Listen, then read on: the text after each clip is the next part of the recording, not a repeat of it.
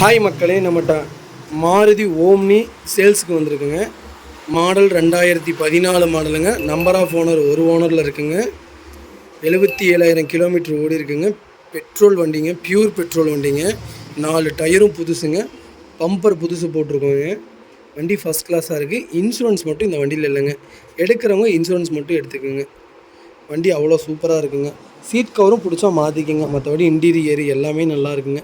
Petrol வண்டி நீங்கள் சொல்லவே தேவையில்ல, அவ்வளோ ஜெனியூனாக இருக்கும்.